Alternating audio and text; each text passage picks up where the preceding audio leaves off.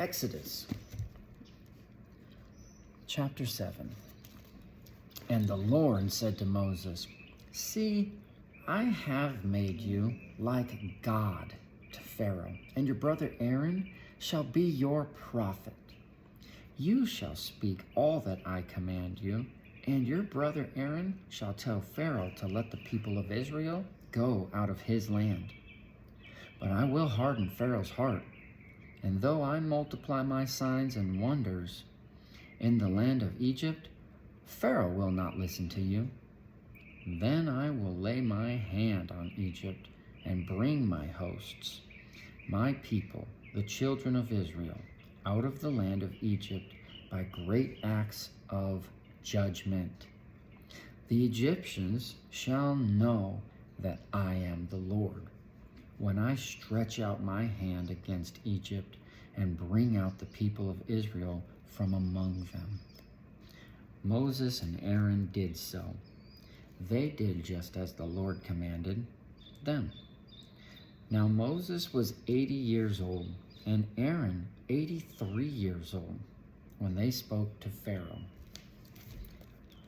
Then the Lord said to Moses and Aaron, "When Pharaoh says to you, 'Prove yourselves by working a miracle,'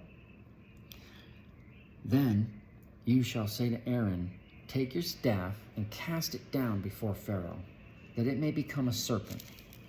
So Moses and Aaron went to Pharaoh and did just as the Lord commanded. Aaron cast down his staff before Pharaoh and his servants, and it became a serpent. Then Pharaoh summoned the wise men and the sorcerers, and they, the magicians of Egypt, also did the same by their secret arts. For each man cast down his staff, and they became serpents. But Aaron's staff swallowed up their staffs. Still Pharaoh's heart was hardened, and he would not listen to them, as the Lord had said.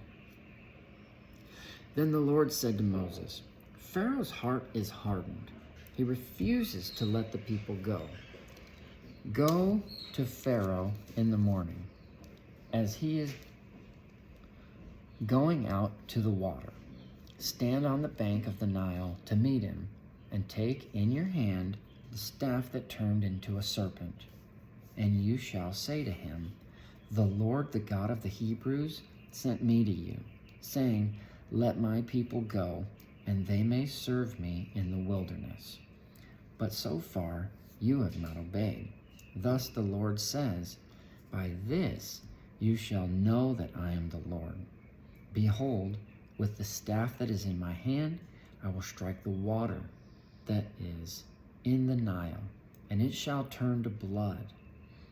The fish in the Nile shall die, and the Nile will stink, and the Egyptians will grow weary of drinking water from the Nile."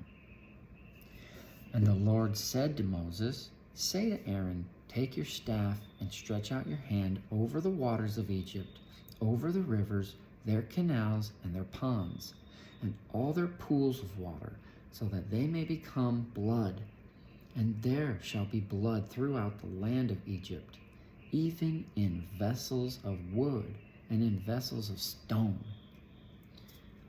Moses and Aaron did as the Lord commanded, in the sight of Pharaoh and in the sight of his servants.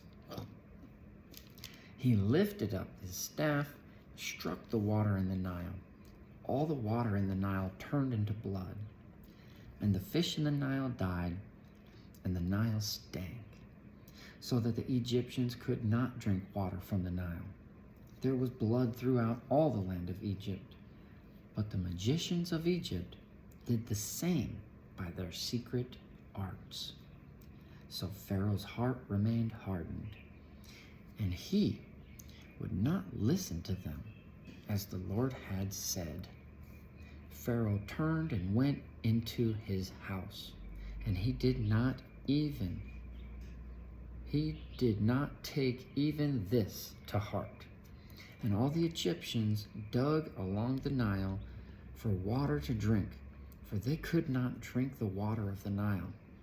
7 full days passed after the Lord had struck the Nile.